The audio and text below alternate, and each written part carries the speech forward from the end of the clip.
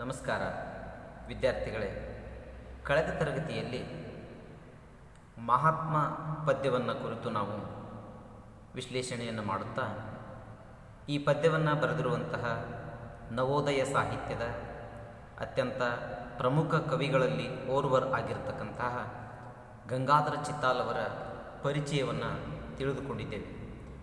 ಉತ್ತರ ಕನ್ನಡ ಜಿಲ್ಲೆಯವರಾಗಿರ್ತಕ್ಕಂಥ ಇವರು ಒಬ್ಬ ಶ್ರೇಷ್ಠ ಇನ್ನೂರ್ವ ಕನ್ನಡದ ಲೇಖಕರಾಗಿರ್ತಕ್ಕಂಥ ಯಶವಂತ ಚಿತ್ತಾಲ್ ಅವರ ಸಹೋದರ ಅನ್ನುವಂಥದ್ರ ಜೊತೆಗೆ ಮತ್ತು ಇವರ ಶ್ರೀಮತಿಯವರು ಕೂಡ ಮೀರಾ ಗಂಗಾಧರ್ ಚಿತ್ತಾಲ್ ಇವರು ಒಬ್ಬ ಶ್ರೇಷ್ಠ ಲೇಖಕಿ ಅನ್ನುವಂಥ ಪರಿಚಯವನ್ನು ತಿಳಿದುಕೊಳ್ಳುತ್ತಾ ಮಹಾ ಲೆಕ್ಕ ಪರಿಶೋಧಕರಾಗಿ ಕನ್ನಡದ ನವೋದಯ ಸಾಹಿತ್ಯದಲ್ಲಿ ಹಲವಾರು ಕವನ ಸಂಕಲನಗಳನ್ನು ರಚನೆ ಮಾಡಿರ್ತಕ್ಕಂಥ ಗಂಗಾಧರ ಚಿತ್ತಾಲ್ ಅವರ ಪರಿಚಯದಲ್ಲಿ ಕಾಲದ ಕರೆ, ಮನುಕುಲದ ಹಾಡು, ಹರಿವ ನೀರಿದು ಹಲವಾರು ಪ್ರಮುಖ ಕವನ ಸಂಕಲನಗಳ ಪರಿಚಯವನ್ನು ನಾವೆಲ್ಲ ಮಾಡಿಕೊಂಡಿದ್ದೇವೆ.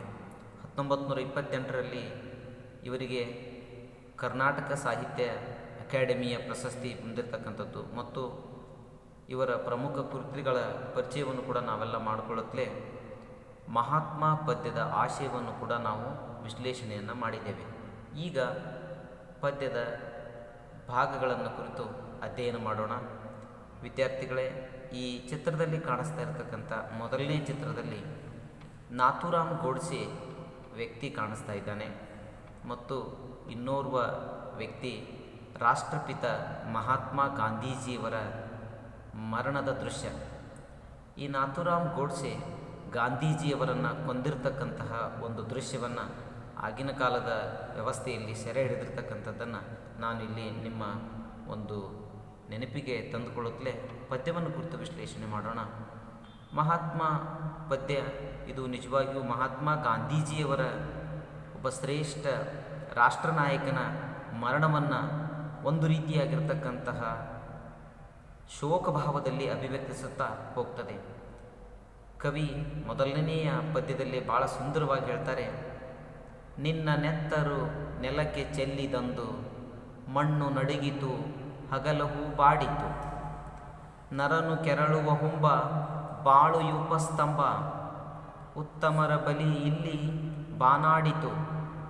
ಈ 4 ಸಾಲುಗಳ ಈ ಒಂದು ಪದ್ಯ ನಿಜಕ್ಕೂ ಒಂದು ಅದ್ಭುತವಾಗಿರ್ತಕ್ಕಂತಹ ಕಾಲ್ಪನಿಕ ಚಿತ್ರಣ ಈ ಒಂದು ಪದ್ಯದಲ್ಲಿ ಮೂಡಿದೆ. ನಿನ್ನ ನೆತ್ತರು ನೆಲಕ್ಕೆ ಚೆಲ್ಲಿದಂದು ಅಂದರೆ ನಿನ್ನ ಅಂದರೆ ಮಹಾತ್ಮ ಗಾಂಧೀಜಿಯವರ ಮರಣವಾದ ದಿನ.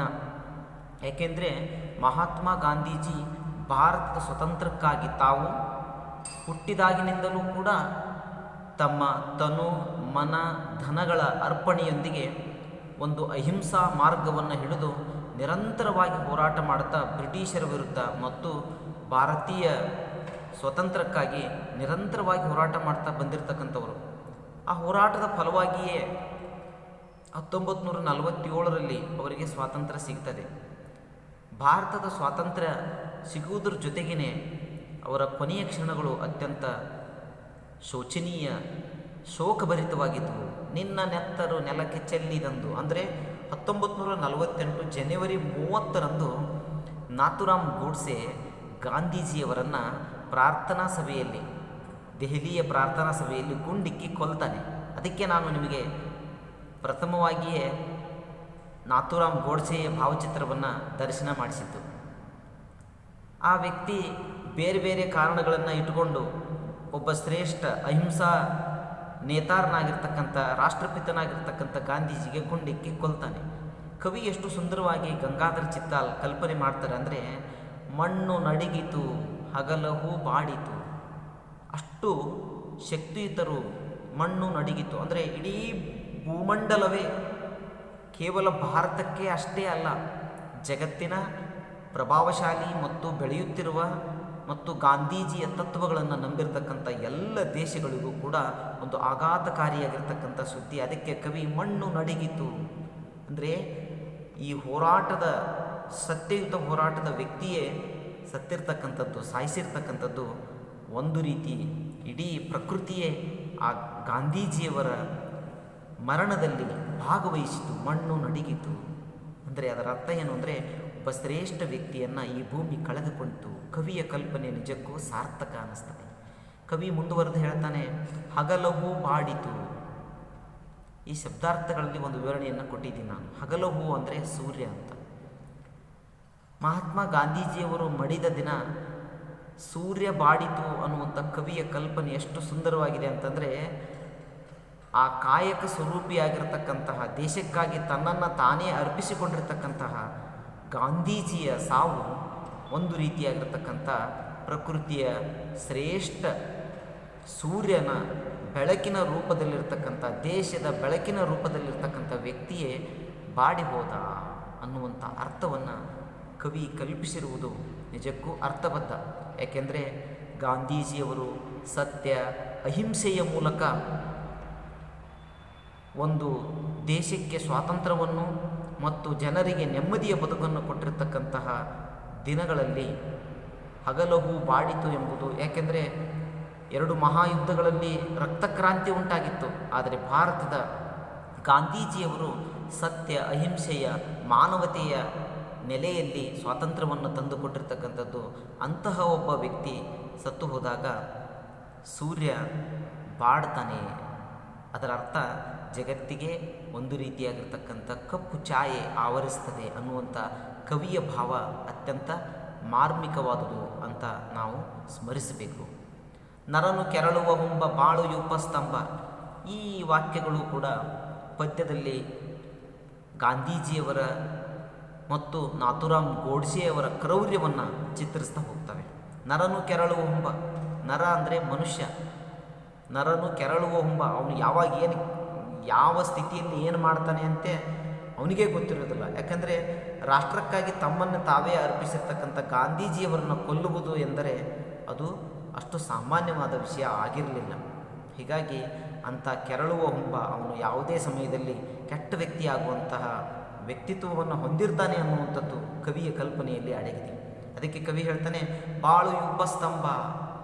ವಿದ್ಯಾರ್ಥಿಗಳೇ, ಯೂಪಸ್ತಂಭ ಅಂದರೆ ಈ ಪ್ರಾಚೀನ ಕಾಲದಲ್ಲಿ ಯಜ್ಞ ಯಾಗಾದಿಗಳನ್ನು ಮಾಡುವಾಗ ಒಂದು ಬಲಿಪಶುವನ್ನು ಕಟ್ಟುವಂಥ ಕಂಬಕ್ಕೆ ಯೂಪಸ್ತಂಭ ಅಂತ ಹೇಳ್ತಿದ್ರು. ಅಂದರೆ ನಮ್ಮ ಬದುಕೇ ಒಂದು ಯೂಪಸ್ತಂಭ. ನೋಡಿ, ಗಾಂಧೀಜಿಯವರು ಈ ದೇಶಕ್ಕಾಗಿ ತಮ್ಮನ್ನು ತಾವು ತ್ಯಾಗ ಮಾಡಿದರೂ ಕೊನೆಗೆ ಗುಂಡಿಕ್ಕಿ ಕೊಲ್ತಾರೆ ಅಂತಂದರೆ ನಮ್ಮ ಬದುಕು ಕೂಡ ಒಂದು ಯೂಪಸ್ತಂಭದಂತೆಯೇ.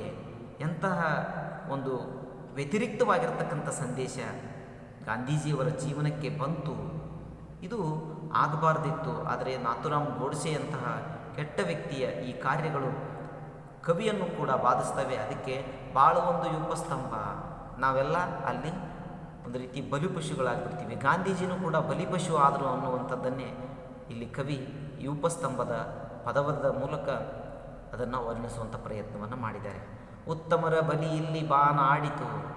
ಕೊನೆಯ ಒಂದು ಸಾಲು ಮಾತ್ರ ನಿಜಕ್ಕೂ ಶೋಕವನ್ನು ತಂದಿಡ್ತಕ್ಕಂಥ. ಉತ್ತಮರ ಬಲಿ, ಬಹಳ ಒಳ್ಳೆಯವರು, ದೇಶಕ್ಕಾಗಿ ಮಡಿದಿರ್ತಕ್ಕಂಥ ಎಷ್ಟೋ ಜನರಿದ್ದಾರೆ. ಆದರೆ ಗಾಂಧೀಜಿಯಂತಹ ಶ್ರೇಷ್ಠ ವ್ಯಕ್ತಿಗೆ ಈ ರೀತಿಯಾಗಿರ್ತಕ್ಕಂಥ ಮರಣ ಬಂದಿರುವುದು ನಮ್ಮೆಲ್ಲರಿಗೂ ಕೂಡ ಒಂದು ರೀತಿಯಾದಂಥ ದುಃಖ. ಉತ್ತಮರ ಬಲಿ ಕೊಟ್ಟು ಬಿಡ್ತಾರೆ. ನೋಡಿ, ಅವರನ್ನು ಸ್ವಾತಂತ್ರ್ಯ ತಂದು ಕೊಟ್ಟಿರ್ತಕ್ಕಂಥ ಸತ್ಯ ಅಹಿಂಸೆಯ ಮೂಲ ನೇತಾರನನ್ನೇ ನಾವು ಕಳೆದುಕೊಳ್ತೀವಿ ಅಂದರೆ ದೇಶದ ಒಂದು ರೀತಿಯಾಗಿರ್ತಕ್ಕಂತಹ ವ್ಯವಸ್ಥೆ ನಮ್ಮನ್ನು ಪ್ರಶ್ನಿಸ್ತದೆ.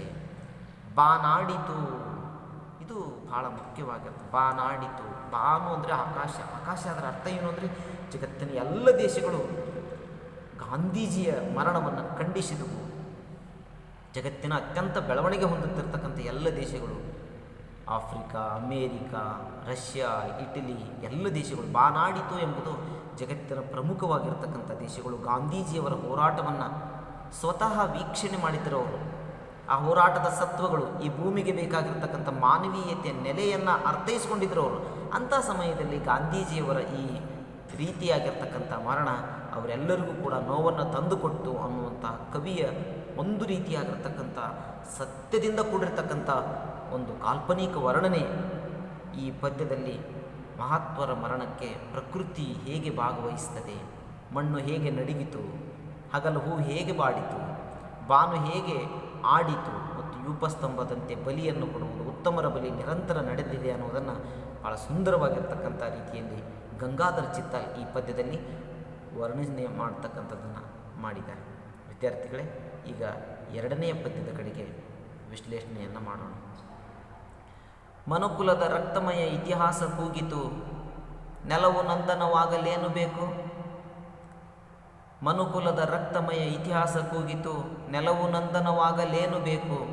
ತಿಳಿವು ತುಂಬಿದ ಕಣ್ಣು, ಒಲವು ತುಂಬಿದ ಎದೆಯು, ಛಲವ ನರಿಯದ ಬದುಕು ಇಷ್ಟೇ ಸಾಕು.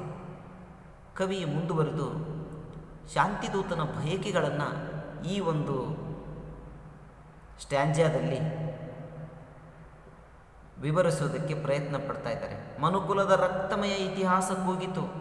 ನಾವು ಇತಿಹಾಸವನ್ನು ತೆರೆದು ನೋಡಿದರೆ ಒಬ್ಬ ರಾಜ ಇನ್ನೊಬ್ಬ ರಾಜನ ಮೇಲೆ, ಸಾಮಂತ ಅರಸ ಇನ್ನೊಬ್ಬ ಸಾಮಂತನ ಮೇಲೆ, ಒಂದು ದೇಶ ಇನ್ನೊಂದು ದೇಶದ ಮೇಲೆ, ಹೀಗೆ ನಿರಂತರವಾಗಿ ಸಾಮಾನ್ಯರನ್ನು ಮತ್ತು ವೀರ ಯೋಧರನ್ನು ಬಲಿ ಕೊಡುವುದರಲ್ಲಿಯೇ ನಮ್ಮ ಇತಿಹಾಸ ಅಡಗಿದೆ.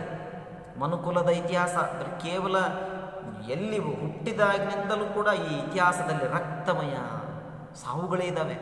ಅವನು ಸತ್ತ, ಇವನು ಸತ್ತ, ರಾಜ ಸತ್ತ, ವೀರ ಚಕ್ರಾಧಿಪತಿ, ಎಲ್ಲರನ್ನೂ ಕೊಂದೇ ಚಕ್ರಾಧಿಪತಿ ಆಗಿರ್ತಾನೆ. ಇತಿಹಾಸಕ್ಕೆ ಹೋಗಿತ್ತು ಏನಂತ, ನನ್ನ ಚರಿತ್ರೆ ರಕ್ತಮಯವಾಗಿದೆ, ನನ್ನ ಚರಿತ್ರೆ ಕೆಂಪಾಗಿದೆ, ಕ್ರೂರವಾಗಿದೆ, ಇತಿಹಾಸ ಕ್ರೂರವಾಗಿದೆ. ಕವಿ ಅದನ್ನೇ ನೆನಪಿಸ್ಕೊಳ್ತಾನೆ. ಇದನ್ನು ನೆನಪಿಸಿಕೊಂಡಿರ್ತಕ್ಕಂಥ ನಮ್ಮ ರಾಷ್ಟ್ರಪಿತ ಗಾಂಧೀಜಿಯವರು ನೆಲವು ನಂದನವಾಗಲೇನು ಬೇಕು. ಕವಿ ಶಬ್ದಾರ್ಥದಲ್ಲಿ ಅದರ ವಿವರಣೆಯನ್ನು ಕೊಡ್ತಾನೆ. ನಂದನ ಅಂದರೆ ಸ್ವರ್ಗದ ಉದ್ಯಾನ. ಸ್ವರ್ಗ ಅಂದರೆ ಅದೊಂದು ಮೇಲಿನ ಲೋಕಗಳಲ್ಲಿರ್ತಕ್ಕಂಥ ಒಂದು ಲೋಕ. ಆ ಲೋಕದಲ್ಲಿ ನೆಮ್ಮದಿ ಇದೆ, ಶಾಂತಿ ಇದೆ, ಬದುಕಿಗೆ ಒಂದು ವಿಶೇಷ ಅರ್ಥವಿದೆ ಅನ್ನುವುದನ್ನು ಕವಿ ಅಲ್ಲಿ ಅರ್ಥೈಸ್ತಾನೆ. ಹಾಗಾಗಿ ಈ ನೆಲವು, ಈ ಭೂಮಿ, ಭರತಖಂಡ ನಂದನವನದಂತೆ ಆಗಬೇಕಾದರೆ ನಾವು ಏನು ಮಾಡಬೇಕು ಅನ್ನುವುದನ್ನು ಕವಿ ಭಾಳ ಸೂಕ್ಷ್ಮವಾಗಿ ಹೇಳ್ತಾನೆ. ಭಾರತವು ನಂದನವಾಗಲೇನು ಬೇಕು. ಭಾಳ ಸುಂದರವಾಗಿ ಕವಿ ಎರಡು ಸಾಲುಗಳಲ್ಲಿ ಹಿಡಿದಿರ್ತಾನೆ. ತಿಳಿವು ತುಂಬಿದ ಕಣ್ಣು, ಒಲವು ತುಂಬಿದ ಎದೆಯು. ಆಹಾ, ಇಷ್ಟು ಸುಂದರವಾಗಿರ್ತಕ್ಕಂತಹ ಮಾತುಗಳು. ಛಲವ ನರಿಯದ ಬದುಕು ಇಷ್ಟೇ ಸಾಕು, ಈ ನೆಲವು ನಂದನವಾಗಲು. ಗಾಂಧೀಜಿ ಕೂಡ ಅದನ್ನೇ ಮಾಡಿದರು ವಿದ್ಯಾರ್ಥಿಗಳೇ. ತಿಳಿವು ತುಂಬಿದ ಕಣ್ಣಿನಿಂದ ನೋಡಿದರು ಅವರು ಭಾರತ ದೇಶವನ್ನು, ಬ್ರಿಟಿಷರನ್ನು. ಒಲವು ತುಂಬಿದ ಎದೆಯಿಂದ ಭಾರತಕ್ಕೆ ಸ್ವತಂತ್ರವನ್ನು ತಂದುಕೊಂಡರು. ಛಲವನರಿಯದೆ ಬದುಕಿರ್ತಕ್ಕಂಥವರು. ಇಷ್ಟು ಸಾಕು, ಈ ನೆಲವು ನಂದನವಾಗಲು. ತಿಳಿವು ತುಂಬಿದ ಕಣ್ಣು. ತಿಳಿವು ಅಂದರೆ ಅರಿವು ಇರಬೇಕು, ಪ್ರಜ್ಞೆ ಇರಬೇಕು, ವಿವೇಕ ಇರಬೇಕು ನಮಗೆ. ಈ ದೇಶ ನನ್ನದು, ನನ್ನ ದೇಶಕ್ಕಾಗಿ ನಾನು ಬದುಕಬೇಕು ಮತ್ತು ಇತರರಿಗೆ ಹಿಂಸೆ ಕೊಡಬಾರದು. ಇದೇ ತಿಳಿವು. ಗಾಂಧೀಜಿ ಸತ್ಯ ಮತ್ತು ಅಹಿಂಸೆಯ ಈ ಮಾರ್ಗಗಳು ಇತಿಹಾಸದ ಪುಟಗಳಲ್ಲಿ ಚಿರಸ್ಮರಣೀಯವಾಗಿವೆ. ರಕ್ತಮಯ ಇತಿಹಾಸದಲ್ಲಿ ಇವು ಸಿಗುವುದಿಲ್ಲ. ಅಲ್ಲೇನಿದ್ರೂ ಹೋರಾಟಗಳು ಮಾತ್ರ ಸಾಧ್ಯ. ಆದರೆ ಗಾಂಧೀಜಿಯ ಕನಸಿನ ಭಾರತದಲ್ಲಿ ತಿಳಿವು ತುಂಬಿದ ಕಣ್ಣು, ಜಗತ್ತಿನ ಎಲ್ಲ ದೇಶಗಳು ಮೆಚ್ಚುವಂತೆ ಅವರು ತಮ್ಮ ವ್ಯಕ್ತಿತ್ವವನ್ನು ರೂಪಿಸಿಕೊಂಡರು. ಭಾರತದ ಪರಿಸ್ಥಿತಿಯನ್ನು ಅರ್ಥ ಮಾಡಿಕೊಂಡು ಇಲ್ಲಿರ್ತಕ್ಕಂತಹ ಎಲ್ಲ ವ್ಯವಸ್ಥೆಯನ್ನು ತತ್ಕಾಲದಲ್ಲಿಯೇ ಮೊದಲು ಸ್ವಾತಂತ್ರ್ಯ ಪಡೆಯೋಣ ಬ್ರಿಟಿಷರಿಂದ, ತದನಂತರ ನಮ್ಮ ದೇಶವನ್ನು ಅಭಿವೃದ್ಧಿಪಡಿಸೋಣ ಅನ್ನುವಂಥ ಸುಂದರ ಕನಸನ್ನು ಹೊಂದಿರತಕ್ಕಂಥವರು. ಅಲ್ಲಿ ಬಡವರು, ಶ್ರೀಮಂತರು, ಜಾತಿ, ಧರ್ಮ ಎಲ್ಲವನ್ನ ಮೀರಿ ತಿಳಿವಿನಿಂದ ನೋಡ್ತಕ್ಕಂಥ ಒಂದು ವ್ಯಕ್ತಿತ್ವ ಗಾಂಧೀಜಿಯವರದು. ಅಂತಹ ಕಣ್ಣುಗಳಿಂದ ನಾವೆಲ್ಲ ಇವತ್ತು ಬದುಕಬೇಕಾಗಿದೆ. ಗಾಂಧೀಜಿಯ ಈ ತಿಳಿವು ತುಂಬಿದ ಕಣ್ಣಿನ ಒಲವು, ಕವಿಯ ಬಯಕೆ ನಮ್ಮೆಲ್ಲರಿಗೂ ಇವತ್ತು ಬರಬೇಕಾಗಿದೆ. ಸ್ವಾತಂತ್ರ್ಯದ ನಮ್ಮ ದೇಶವನ್ನು ಉಳಿಸಲು ತಿಳಿವು ತುಂಬಿದ ಕಣ್ಣು ಅವಶ್ಯಕವಾಗಿದೆ ಅನ್ನೋದನ್ನು ಕವಿ ಈ ಆಧುನಿಕ ಯುಗದ ಸಂದರ್ಭದಲ್ಲೂ ಅದನ್ನು ನಾವು ನೆನಪಿಸ್ಕೊಳ್ಬೇಕು. ಕವಿ ಮುಂದುವರೆದು ಹೇಳ್ತಾನೆ, ಒಲವು ತುಂಬಿದ ಎದೆಯು. ಇಂಥ ಸುಂದರವಾಗಿರ್ತಕ್ಕಂಥ ವಿವರಣೆ. ಒಲವು ತುಂಬಿದ ಎದೆಯು, ಪ್ರೀತಿ ಇರಬೇಕು ಅಂತ. ಎದೆಯಲ್ಲಿ ಪ್ರೀತಿ ಇರಬೇಕು, ಮಾತಿನಲ್ಲಿ ಅಷ್ಟೇ ಅಲ್ಲ. ಕೆಲವರು ಹೇಳ್ತಿರ್ತಾರೆ ದೇಶ ನನ್ನದು, ಆದರೆ ಆ ದೇಶಕ್ಕಾಗಿ ಹಿತ ಕಾಯುವುದು ಬಂದಾಗ ಒಲ್ಲೆ ಅಂತಾರೆ. ಹಾಗಾಗಬಾರ್ದು ವಿದ್ಯಾರ್ಥಿಗಳೇ. ಒಲವು ತುಂಬಿದ ಎದೆಯು. ರಾಷ್ಟ್ರಪಿತ ಮಹಾತ್ಮ ಗಾಂಧೀಜಿಯವರು ನುಡಿದಂತೆ ನಡೆದವರು ಮತ್ತು ದೇಶದ ಜನತೆಗಾಗಿ ತಮ್ಮ ಬದುಕನ್ನು ಮುಡಿಪಾಗಿಟ್ಟವರು. ಅಂತಹ ಅವರ ವ್ಯಕ್ತಿತ್ವ ಒಲವಿನ ಬದುಕು ನಮ್ಮದಾದರೆ ನಾವು ನಿಜಕ್ಕೂ ಈ ನೆಲವನ್ನು ನಂದನ ಮಾಡ್ತೀವಿ ಅನ್ನುವಂಥ ಕನಸನ್ನು ಇಟ್ಟುಕೊಂಡು ಅವರು ಭಾರತದ ಸ್ವತಂತ್ರ ಹೋರಾಟಕ್ಕೆ ಇಳಿತಾರೆ. ಅದಕ್ಕೆ ಅವರಿಗೆ ಶಾಂತಿದೂತನ ಬಯಕೆ ಅಂದರೆ ಈ ನೆಲವು ನಂದನವಾಗಬೇಕು ಅನ್ನುವಂಥ ಆಸೆ ಇತ್ತು ಅವರಿಗೆ ಅನ್ನುವುದನ್ನು ಕವಿ ಇಲ್ಲಿ ಹೇಳ್ತಾನೆ. ಛಲವ ನರಿಯದು ಬದುಕು ಇಷ್ಟೇ ಸಾಕು. ಛಲ ಇರಬೇಕು, ಆದರೆ ಅದು ಅತಿರೇಕಕ್ಕೆ ಹೋಗಬಾರ್ದು. ಇಷ್ಟು ಸಾಕು, ಛಲದಿಂದ ನಾವು ಪಡೆದೇ ಪಡಿತೀವಿ. ಅದಕ್ಕೆ ಗಾಂಧೀಜಿ ಒಂದು ಘಟನೆ ನೋಡಿ, ಅವರು ಒಂದು ಕೆನ್ನಿಗೆ ಹೊಡೆಸಿಕೊಂಡ್ರೆ ಮತ್ತೊಂದು ಕೆನ್ನೆ ಕೊಡ್ತಾಯಿದ್ರು ಅನ್ನುವಂಥದ್ದು. ಆದರೆ ತಮ್ಮ ಆತ್ಮಸ್ಥೈರ್ಯವನ್ನು ಎಂದೂ ಬಿಟ್ಟು ಕೊಟ್ಟಿಲ್ಲ ಅವರು ಅನ್ನುವಂತಹ ಮಾತು ನಾವಿಲ್ಲಿ ನೆನಪಿಡಬೇಕು. ಹೀಗೆ ಕವಿ ಈ ಎರಡು ಪ್ರಮುಖವಾಗಿರ್ತಕ್ಕಂಥ ಸ್ಟ್ಯಾನ್ಜಗಳಲ್ಲಿ ಒಂದು ಪ್ರಕೃತಿ ಹೇಗೆ ಮಹಾತ್ಮರ ಮರಣದಲ್ಲಿ ತನ್ನ ರೋದನವನ್ನು ವ್ಯಕ್ತಪಡಿಸಿತು ಅನ್ನೋದಲೇ ಶಾಂತಿದೂತನ ಬಯಕೆ ಏನಿತ್ತು ಅನ್ನೋದನ್ನು ಕವಿ ಇಲ್ಲಿ ಭಾಳ ಸೂಕ್ಷ್ಮವಾಗಿ ವರ್ಣನೆಯನ್ನು ಮಾಡಿದ್ದಾರೆ. ಮುಂದಿನ ತರಗತಿಯಲ್ಲಿ ವಿದ್ಯಾರ್ಥಿಗಳೇ ಮುಂದುವರೆದಿರ್ತಕ್ಕಂಥ ಪದ್ಯಭಾಗಗಳನ್ನು ಕುರಿತು ವಿಶ್ಲೇಷಣೆಯನ್ನು ಮಾಡೋಣ. ನಮಸ್ಕಾರಗಳು.